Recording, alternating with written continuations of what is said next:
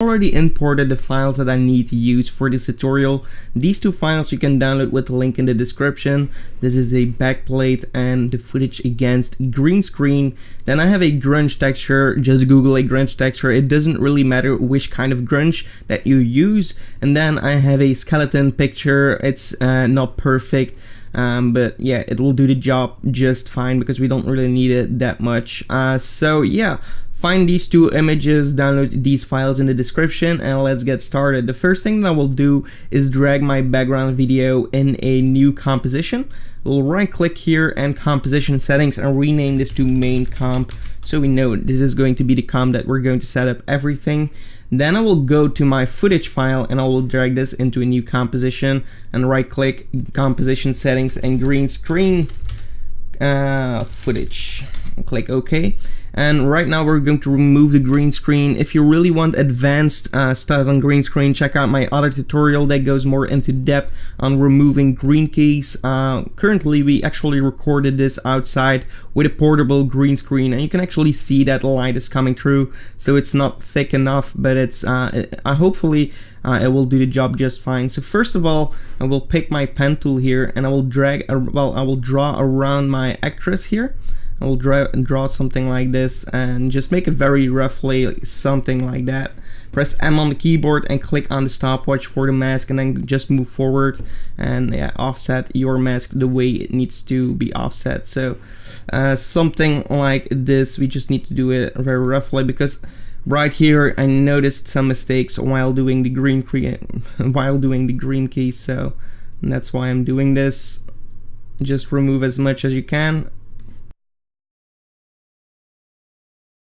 Alright, I think this will do fine. I will just toggle this down, and now what we'll do is click on my footage, go to Effect, Keying right here, and Key Light 1.2. Then I will pick with my color, screen color right here, I will pick a green color that seems to be overall the correct green. I will click right over here, zoom in a little bit, and then I will change the view to a screen matte right here. Then I will go into the screen matte and just increase this part to something like 35 and this to 75, maybe even less, maybe like 70. And then you have like a OK key. Of course you can do a lot better jobs with keying, but for this I think it will do fine. So go back to the final result and we have something like that. Now go back to your main comp, go to the project manager, and the first thing I will do here is click on my 8 bits and change it to 16 bits so we have a little bit more to work with, and click OK. Then I will drag in my green screen footage on top of my background video, and we have something like that. I will also press S on the keyboard and just scale it up a little bit so the head isn't completely in the shot, because I noticed some mistakes there with the green screen. So we'll position my key like so, and we have something like that, looking great. Now I will click on my green screen footage and go to Effect, Color Correction, Curves, and just do some minor adjustments so that my video actually fits a little bit better with the background. I will add a little bit more contrast, and I will go into the red channel and take away a few of the reds, and also go into the blue channel, and maybe for the highlights we'll keep it very low, but maybe a little bit more in the shadows. And for the green, let's take away a little bit of the green, and let's see if this is looking better. I think it could be done better, but for now it will do. Maybe a little bit more red, and go to Effect, Color Correction, Tint as well, and maybe change this to something like 35, and that will also fix it a little bit. Also we can go to our green screen footage again, go on the footage, and for the screen shrink I will set this to -1, for the softness also 1, and I'm also going to apply an effect called Sharpen and Sharp Mask. Right here I will enter something like 75, and that will sharpen up my image a little bit better, and now we'll have something like that. Of course we'll have to put the sharpness before we key out our green screen, and we'll have a better result. The black and white, I think it's a little bit overdone, so I'm going to delete it and keep it colorized like so. Okay, so let's keep it as it is right now, and let's start with the next part of the tutorial. I will create a new composition and I will rename this to Transition Luma Key. also make it full HD and just click OK. And then right here, I will create a new solid layer. Make sure it's black, completely black right here. Click OK, make comp size and click OK. Then I will hold Ctrl and press D on the keyboard to duplicate that solid layer. Now I will go to solid and change the color to white. So for the settings of the solid layer, change it to white. And then I will pick my mask tool right here, the ellipse tool, and I will make like a circle right over here. So this is the part where the impact is going to start, something like this. Press M on the keyboard and click on the stopwatch for the mask path, and then just go a little bit further into time, and then double click on your mask and just make it bigger. Holding Shift and Ctrl is going to allow you to do a perfect scale like this, starting from the center out. Alright, so now we have an animation like this. Of course, in the beginning you can see that our circle is on the screen. To fix that, just click on your solid and then press M twice on the keyboard. And you're going to reveal all the options for the mask right here. I'm going to click on the stopwatch for the feather and the expansion. The expansion, I'll bring it down here, and the feather something like 130. And then just increase it like right over here. I want to increase my feather to 1000, and my expansion, I want to set it at 0, or actually, let's set it at 500, or this might be a little bit too much, like 100. And zoom all the way out. Okay, there we go. We get something like this, looking good. And then I will also create a new adjustment layer, and I will rename this to displacement. And here I will add a turbulence displace. This is going to just affect my transition a little bit. You can see that it's getting it a little bit more rough. And then of course for the size we can trim this down and increase the amount here to get something like this. Hold Alt and click on the stopwatch for the evolution and write time times 250 maybe, and play this back. Okay, so this is looking great. Let's continue with this effect. I'm going to close these down and select all of my layers and go to Layer Pre-Compose, and this is going to be my Luma Matte transition. And then I will also go to the project file and import my grunge layer right here. So I'm going to bring this below my Luma Matte right here. I will click on my effect, my layer, and go to Effect, Colorize, and make it thin so it's completely black and white. And then if you're going to the Luma Matte and go to the mode here, if you don't see that, you can toggle the switches right over here and change this to a linear light, linear light.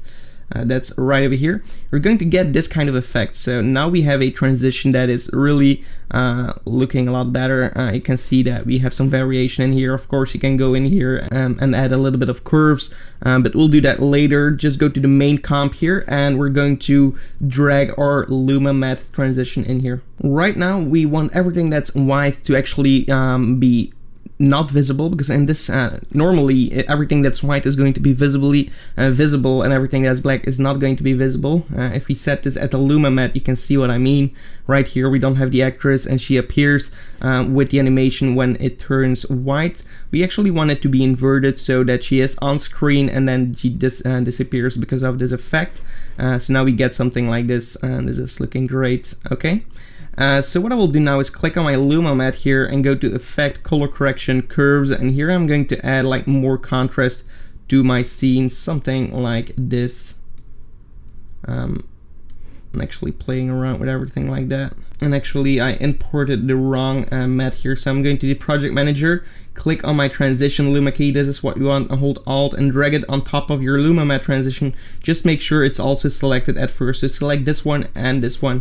Hold Alt and drag it over there, and now we have the correct file here. Okay, so there we go. Now we can play around with the contrast a little bit. So pick something that you like, and now we have a nice she is disappearing with this nice grunge effect to it. So this is looking great. What we'll do here is click on this green screen footage, and actually before we do that, click on the transition itself and go to Effect, Blur and Sharpen, and add a Gaussian blur. If you are working with older versions of After Effects, it's possible that you might need to use a fast blur. It's actually really the same. They just decided to change it to Gaussian blur instead of fast, but yeah, let them do their job, and we'll concentrate on finishing this project. So right here I added a little bit of blur to fix a little bit of the issues there. Click on the green screen footage, you go to Effect and go to Generate and add a fill to it. Here for the fill, I'm going to change it to really dark kind of brown color, like so. And this is going to be like the 3D feel of our body. So we actually want the body to disappear, but we also want to have like a glimpse of the inside of the body, and this is the back layer of that. So we're going to select both of these layers and press hold Control and press D on the keyboard to duplicate these. I'm also going to change the color to something different so we actually see visually which layers belong together. For the green screen footage, I will delete the fill right here. And right now you can actually offset this a little bit the way you want it. Actually, you want to offset the last one. So you actually get some delay in here, and you're going to see some kind of brown parts before she leaves. So right here we are getting a 3D feel. We can also go in this one and maybe add a lot more contrast. It's completely up to you. And then of course you don't need it to exaggerate that much. You can also add a little bit more here. And now you get something like this. Of course, in my original layer, I added a denoiser. As you can see, the footage is going to be very noisy. You can fix that maybe in the green screen right here. So lowering this to 60 might help. Not sure. But I actually added a denoiser, so you should do that as well if you have the chance, because I'm not sure if After Effects comes with one. It does have the denoiser, but I don't think it's that good. So I'm going to apply it, go to Effect, Noise and Grain, and remove noise right here, remove grain, and do it to final output. Just put this below, well, above everything, and this should solve that problem. Okay, so it's a little bit better, but you have plugins that do this and they're doing a better job. Okay, so this isn't actually the part of the tutorial. I'm going to delete this because it's going to make my footage going slower. So I'm going to preview it like this, and you can see it disappearing right here. So now what we want to do is add the skeleton to it, so to be inside of the body. So what we'll do is go to the project file and go for the skeleton and add it to a new composition. And then right here, what I will do is actually mask out this part here, the top part.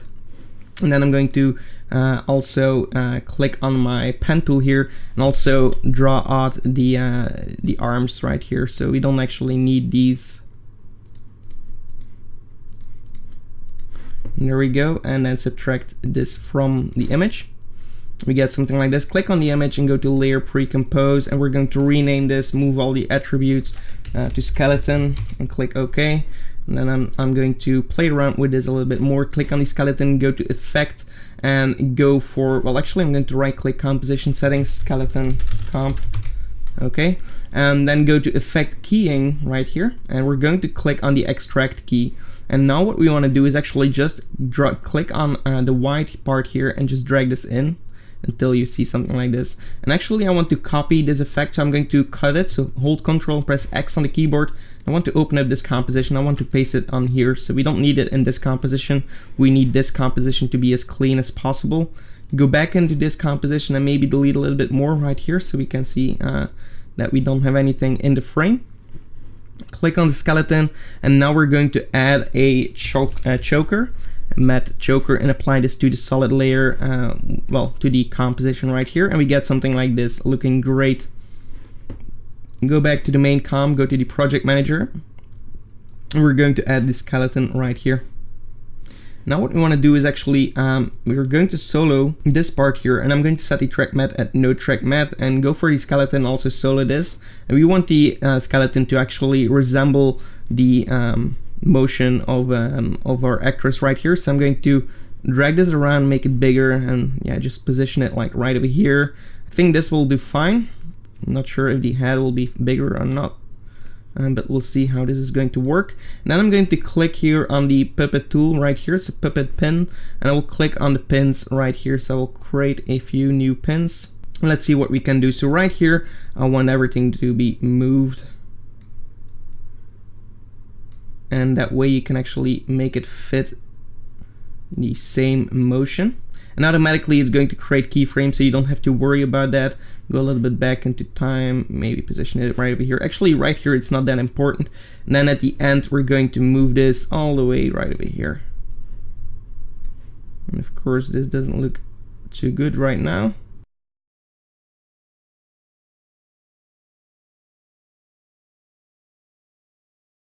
Okay, so we had a little mistake in the keyframes. Just select both of these. If you ever have like a glitch or well anything that you don't really understand, just click on your keyframes, go to interpolation, and just change this to linearize, linear, and that's going to solve that problem. Like right now, it was actually doing more animation than it was necessary to do. So right now we get something like this, and I think that we really have what we need for this effect. I will close this down and solo these two layers, and I'm going to set this back to Luma Inverted Math. And then for the skeleton, actually, I also want it to be right here because currently we have a gap here, so that's actually not what we need. I'm going to my keyframes, move them right here, click on my pivot tool, and drag it back here so it's actually fitting the view here. I'm also going to jump into my Luma Matte transition here, and I'm also going to offset my white solid here so we actually get the effect while she is falling down. Okay, there we go. This is what I was actually looking for. And right here I want to offset this body part a little bit more towards the back. Okay, really cool. And I want it to be disappeared right here, so I will jump into my Luma Matte transition, press U on the keyboard, and actually I want to tuck this in here and go back, and let's see our animation.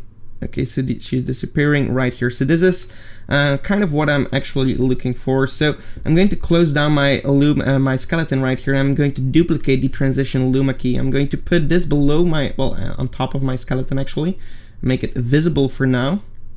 And right here I have my transition. Now we have one problem. Right here it's black, right here it's white.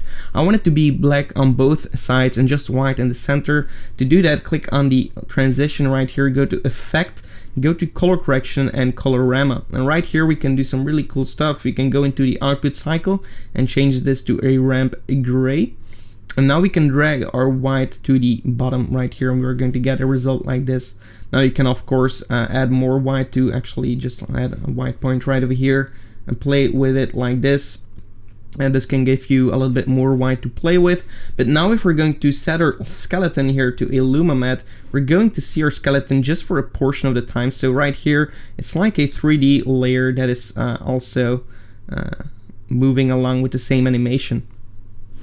Of course, I will go to the Luma key here, and I'm going to add some blur. So I'm going blur, sharpen, Gaussian blur, and maybe set this at 30 or maybe 15. And I'm also going to add a curve, so color correction curves, and add more curves to it. And there we go. And also for the skeleton, I'm going to add a curves right here, and I'm going to make it darker so we have a nice dark skeleton. Also color correction tint to make it more black and white, and just lower the percentage here so we get a clean look like this. Also go for a sharpen image, so unsharp mask, and increase it right here. Duplicate that unsharp mask and maybe set it to 25 and set this at 50, and we get a more popping effect for the skeleton. And now we're getting something like this here. And let's preview this for now.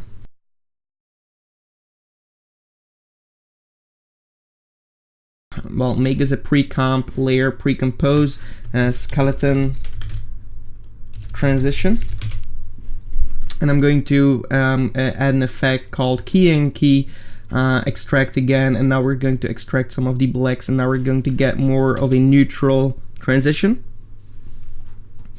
Okay, I thought the blacks were too obvious. Okay, so now let's do a preview in full resolution. Okay, so this is a pretty cool result. What I will do for the skeleton is actually I'm going for the hue and saturation, and I want to change my yellow to be more kind of brown, so I'm going to make it darker right here. Maybe add less saturation. Actually, I still want it to be quite obvious, so maybe we can make it more white. Play around with different settings, but I just thought it was a little bit too yellow.